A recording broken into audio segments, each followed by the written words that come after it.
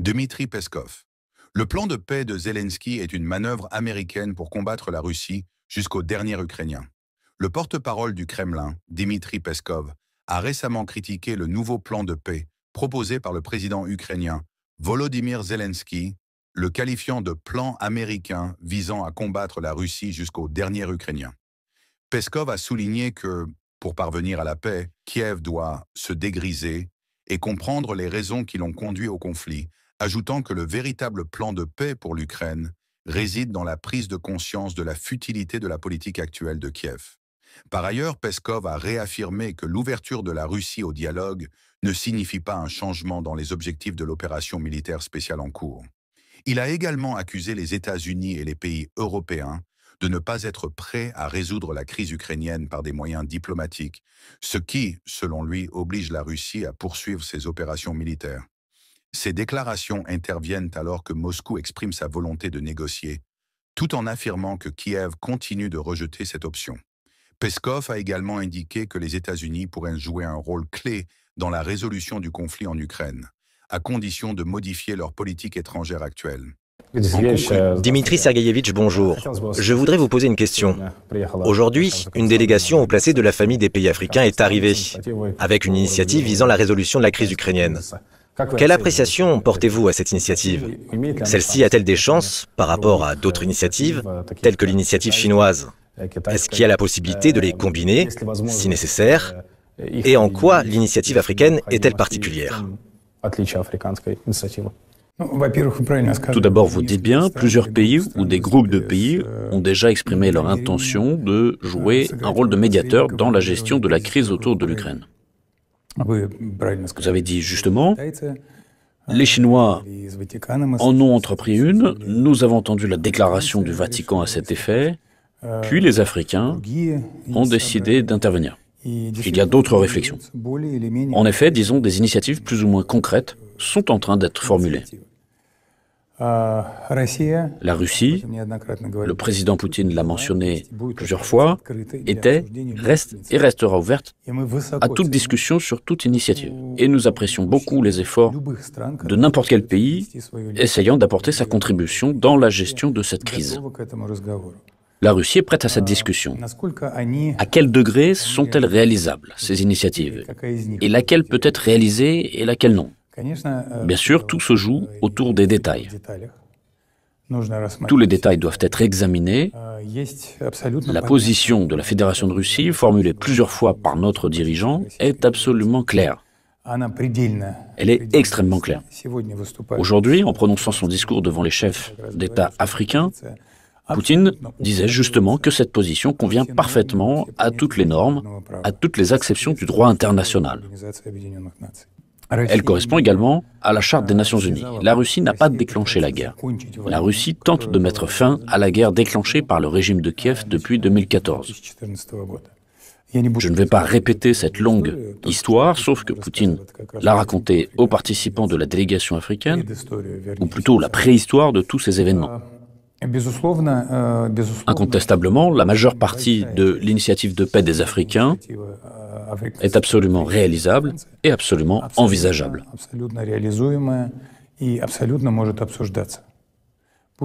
Poutine a mentionné les enfants, il a dit que la Russie n'a jamais détenu des enfants, qu'en revanche, elle cherchait à sauver les enfants de la zone éprouvée par les frappes où leur vie est vraiment mise en péril.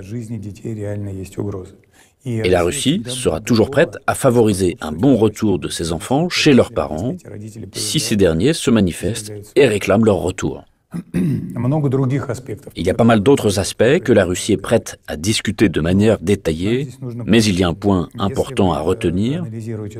Si on analyse toutes ces informations délivrées, la veille, par Kiev, quand les honorés membres de la délégation africaine étaient en visite à Kiev, nous voyons que le régime de Zelensky n'est pas du tout un régime modèle. Il n'est pas suffisamment prêt à discuter des paramètres concrets. C'est le premier point. Le second est probablement plus important encore. Nous avons à nous rappeler constamment que le régime de Zelensky, ou plutôt le président Zelensky lui-même, a signé une ordonnance interdisant à n'importe quel président de l'Ukraine de mener des négociations avec la partie russe. Ainsi, il est très compliqué de parler de quelque chose en détail dans cette situation. Nous sommes prêts, nous avons notre détermination politique, nous avons de la volonté. En revanche, il ne s'agit d'aucun dialogue pour l'instant et il n'y a pas encore de terrain quelconque pour ce dialogue. En effet, on peut difficilement évaluer leur volonté souveraine et l'envie de mener une négociation quelconque. La Russie a confirmé à plusieurs reprises être prête à des pourparlers. Je tiens aussi à vous interroger sur les armes occidentales fournies à l'Ukraine. Moi, j'ai passé pas mal de temps dans la zone de l'opération militaire spéciale. Dès les premiers jours, on s'apercevait que de plus en plus d'armes occidentales arrivaient. Si au début, ce n'étaient que des armes portatives, aujourd'hui, on entend parler de F-16. Vous avez dit que si les livraisons devaient se poursuivre, cela rendrait la situation encore plus tendue. Cela se traduira par quoi? Quelles mesures peut-on attendre de la Russie par rapport, entre autres, aux pays occidentaux? En effet, l'opération militaire spéciale a été lancée contre l'Ukraine, contre le régime de Kiev, afin d'assurer la sécurité de la population du Donbass. C'était vraiment le cas. À l'heure actuelle, elle s'est de facto transformée en une guerre entre Moscou et l'Occident, pris dans son ensemble, parce que la souveraineté de l'Ukraine est en effet une notion abstraite. L'Ukraine n'a pas de souveraineté. L'Ukraine n'a ni la volonté, ni l'envie, ni la possibilité de formuler une position souveraine. L'Ukraine se fait dicter ce qu'elle doit faire par Washington. C'est un fait évident que tout le monde comprend. L'Ukraine était vraiment fortement militarisée au moment où l'opération militaire spéciale a démarré. Comme l'a dit hier Poutine, l'un des objectifs était de démilitariser l'Ukraine. Dans les faits, cet objectif a été atteint dans une grande mesure, l'Ukraine utilisant de moins en moins ses propres armes pour faire de plus en plus usage des systèmes d'armement fournis par les Occidentaux. Cela signifie que les Occidentaux, à savoir l'OTAN dirigée par Washington, s'impliquent de plus en plus, aussi bien directement qu'indirectement, dans ce conflit, se mêlent de ce conflit, en deviennent partie. Cela fait, bien entendu, durer ce conflit. Cela rend la situation en Europe plus tendue et imprévisible, tout en engageant la Russie à recourir à des mesures plus décisives pour assurer la sécurité des mêmes personnes qui habitent le Donbass, tout comme celle de la Fédération de Russie. La Russie le fera de façon cohérente, avec persistance. Et hier, on a entendu Poutine affirmer que plus longue sera la portée des armements fournis à l'Ukraine, plus large sera la zone tampon, c'est-à-dire la distance à laquelle nous aurons à éloigner les Ukrainiens de nos territoires. Par conséquent, l'ingérence des pays de l'OTAN dans ce conflit rend la situation plus difficile et plus imprévisible. Et cela ne peut changer la donne, l'issue. En poursuivant l'opération militaire spéciale, nous atteindrons nos objectifs. Ces derniers temps, est-ce qu'il y a eu des signaux de pays occidentaux qui souhaitent entamer des contacts sur le règlement ou pas? Nous avons entendu il y a peu certains propos, notamment ceux de M. Scholz et de M. Macron, qui ont indiqué qu'il fallait préserver les canaux de communication avec la Fédération de Russie, y compris au plus haut niveau. Nous partageons ce point de vue, le président Poutine étant prêt à tout contact qui servirait notre cause, aiderait à résoudre nos problèmes. Le président Poutine est ouvert au dialogue, mais aucune proposition concrète ne nous a été adressée jusqu'ici. Passons aux pays arabes.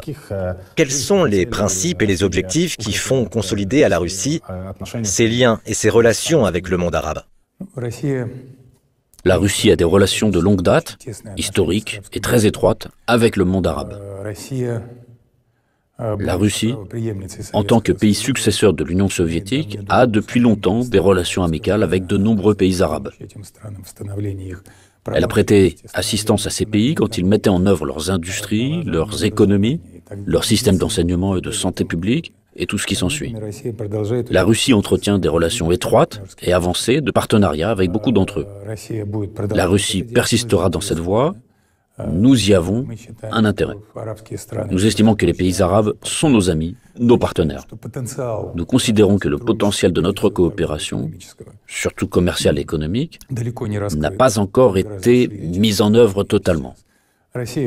Il dépasse de beaucoup ce que nous avons en ce moment. La Russie poursuivra ses efforts pour aider la République arabe syrienne, pour laisser la Syrie revenir dans la famille arabe. La Russie continuera à coopérer avec beaucoup d'États du monde arabe, en premier lieu avec les pays du Golfe, pour faire en sorte que les prix des hydrocarbures soient équitables. Je pense avant tout au pétrole et à l'OPEP+. Grosso modo, nous sommes satisfaits des avancées dans nos relations. Nous poursuivrons notre politique. Ces relations, les relations de partenariat entre la Russie et la Chine, les pays arabes, comment peuvent-elles garantir la stabilité? Comment peuvent-elles être un facteur à sécuriser la liberté économique et politique des pays arabes? Notre monde est beaucoup plus grand et beaucoup plus riche que l'Occident. C'est le reste du monde, et pas l'Occident, qui génère actuellement la plupart du PIB mondial. Le reste se développe avec beaucoup plus de dynamisme que les Occidentaux. Nous traversons une transformation d'envergure, une transformation économique. Les règles du jeu économique, politique et en termes de droit international évoluent. Elles progressent vers un rejet par la plupart des pays, dont les pays arabes, d'une sorte de guidance dans les relations internationales, vers un rejet des tentatives de dicter ses conditions, d'imposer sa volonté, vers un rejet de ce que l'on avait connu sous le nom de colonialisme. Sur ce plan, la Russie soutiendra les pays arabes. La Russie, la Chine et d'autres pays font front uni et adoptent des positions convergentes ou très proches. Il y a peu, hier, l'Algérie annonçait avoir le souhait d'adhérer bientôt aux BRICS. Comment la Russie aidera-t-elle l'Algérie et les autres pays candidats? Plusieurs pays ont, d'une manière ou d'une autre, annoncé vouloir rejoindre les BRICS. Et c'est sans aucun doute un événement intéressant, car cela témoigne de l'emprise internationale de cette association d'intégration. Nous avons prévu pour fin août un sommet des BRICS. L'élargissement figure au menu. Les pays membres se pencheront sur cette question. Il y a des aspects qui distinguent leur position. Elle porte sur le format de l'élargissement à adopter, s'il vaut la peine de l'approuver. Ce sujet sera débattu. La Fédération de Russie se félicite de ce que de plus en plus de pays manifestent un vif intérêt envers cette association. Le prochain sommet, y aura-t-il des décisions? Il est peu probable que des décisions concrètes soient prises au prochain sommet, mais en tout cas, les pays participants en discuteront sérieusement.